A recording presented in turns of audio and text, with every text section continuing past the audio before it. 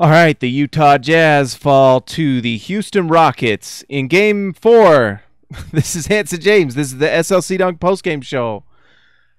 Oh, what a debilitating loss for the Utah Jazz to really be in this one much more than they were in the last game. They really brought it to the Rockets in a much more impressive way than they did last game. Last game, the Rockets just decimated the Jazz. This game, the Jazz were close and actually had runs where it was close to becoming a game. Every time the Jazz ran and got close within, even 5 or 6 points at times, either one or two things happened. Chris Paul went to the hoop, he didn't go to the hoop. Chris Paul decimated the Jazz today. The reason the Rockets beat the Jazz was Chris Paul. He was phenomenal this game. And we'll pull up the stats and look at it. But Chris Paul absolutely just destroyed the Jazz. And we've talked about this in earlier post games about kind of that Chris Paul matchup and why it's just really rough for the Jazz.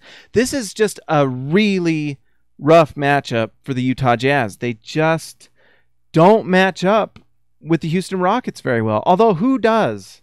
When you're talking about the Houston Rockets, who honestly have just one of the best offenses we've seen, outside of the Warriors, they're just top notch, and it's just tough to guard a team that's that good.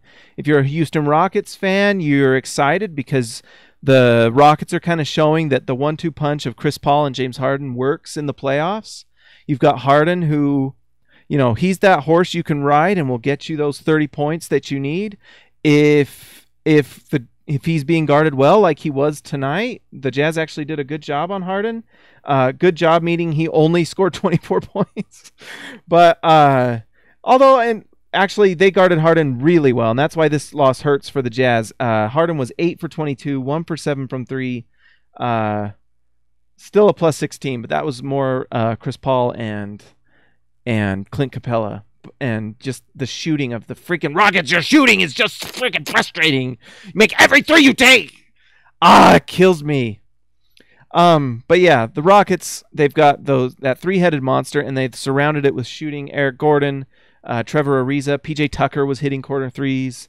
It's just rough. It's just tough, and I've got to give it to Clint Capela. He is just taking Rudy Gobert out of this series. I mean, if you're as Jazz fan, there's things I'm going to talk about the Jazz, obviously, but for the Rockets, he has really shown out. Rudy Gobert by the end of the Thunder series was absolutely dominating Steven Adams, and it hasn't happened this series with Capela. Capela has managed to handle Rudy and his size and his defense this series. And this game, Rudy's defense sometimes doesn't show up. And Rockets fans, say what you will in the comment section, but a lot of what happens with the Jazz and the reason they were held Harden to that inefficiency was because Rudy holds the inside, and then it allows the Utah guards to really get up on Harden and all the other three-point shooters on the outside. The reason the Rockets just beat the Jazz tonight was Chris Paul. We said this before. The Jazz defense forces you into mid-range jump shots. Chris Paul made them. Every single one. I literally wanted to cry. I was almost crying just watching my team die and lose to this Chris Paul mid-range shooting that is just so hard to stop. The Rockets really have every answer on offense. They absolutely do. And now we'll talk about the Jazz. Rudy and Capela have kind of been a wash. Capela takes Rudy out of the game. Rudy does not have as much of an impact on the offensive end. You saw that at the end when Rudy had that little... I don't know why Rudy's doing that shot. It got blocked by Capela. Capela's great, and he's negated Rudy's impact. Donovan Mitchell, it was really nice to see him have a bounce-back game. Played very well. But some of the things that were... You said it, Ben. I was going to talk about this. Missing shots at the rim, zero sense of urgency. Once Donovan fouled out, we stopped shooting three. The Jazz missed 8 points at the rim tonight. 2 Jay Crowder layups, 1 or 2 not 1 or 2, 3 or 4 just missed opportunities in transition. Missed layups. If you go watch that game, you'll see the Jazz miss a lot of layups. Some of that is Clint Capela's presence at the rim, but a lot of that was just missing layups. you know. And when you're playing a team like the Rockets, who is so incredibly efficient and so devastating on offense, you can't afford to miss that, you know, because the Rockets are going to play their players. They are going to play Harden and Chris Paul and Trevor Ariza and Eric Gordon and Clint Capela, and they are going to have 4 out with a dominant roll rimming big. It's rough to stop, and so you can't miss those shots at the rim. But the thing is, and this is for Jazz fans to remember, and you know, the series isn't over yet. The Jazz really missed Ricky Rubio. We are playing with our starting point guard down. This is the first year of a new era for Jazz basketball. You know? Like, what was James Harden doing in his first year? He was playing off the bench with Durant and Westbrook and had a big impact with that team and played a big role, was eventually traded to Houston.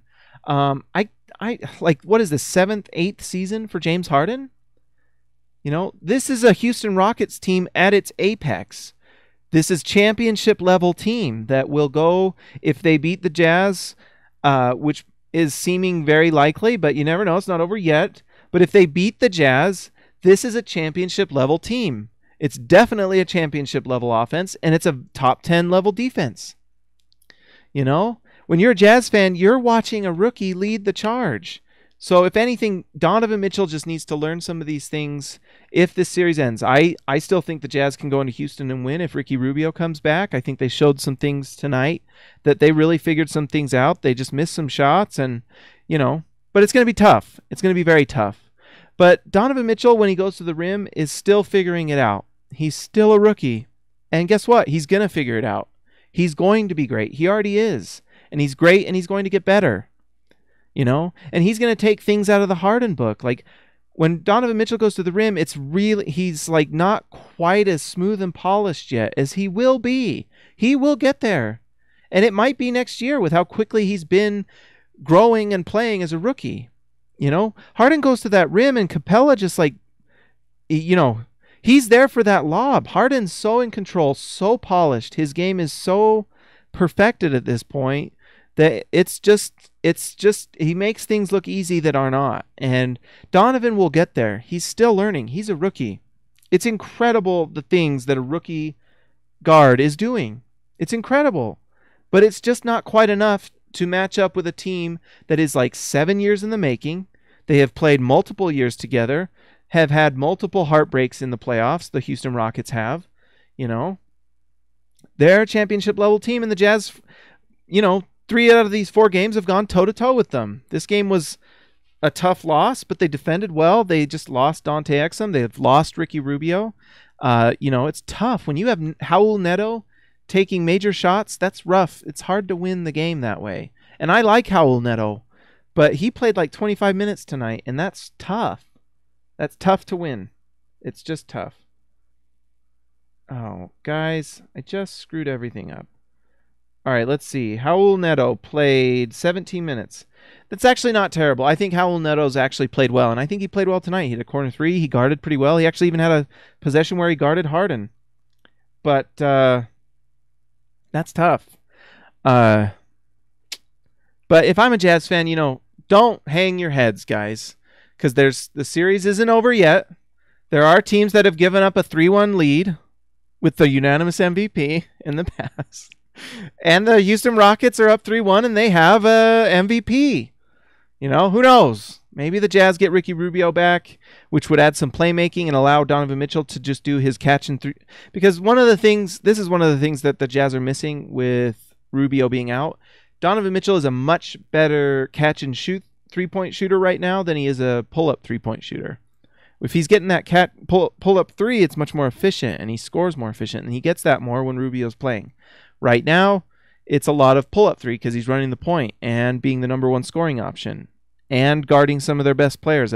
Like, it's incredible what we're asking of Donovan Mitchell, and very hard. But he's a competitor and a fighter, and he's doing amazing. But you're playing against a team that's probably going to, if they lose to the Warriors, if they beat the Warriors, they're going to win the finals. If they lose to the Warriors, then the Warriors win the finals. You know, next series is the finals. But anyways, guys, don't hang your heads, Jazz fans. The Jazz have fought. I wish Rudy had a little more impact, but that's also, you've got to understand that Capela's really great big. You know, We're playing the best teams in the league. You're playing the best bigs, the best guards, the best everything. That's how you get this far. And it's tough. Sometimes you lose against really good teams. Although if you make your layups. Anyways, I'm at Hanson James on Twitter. Like and subscribe this video. Share it on Facebook. If you're on SLC Dunk, make sure you let us know what you think. Do you agree, disagree? That's what the comments are for. Go to all the other articles on SLC Dunk. Read everything because it's all great. We got the best writers in the area that are doing the best work. And it's fun to write for you guys. It's been just a fun season. The series ain't over yet, though.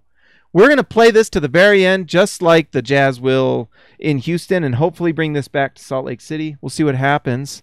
But anyways, I will talk to you later.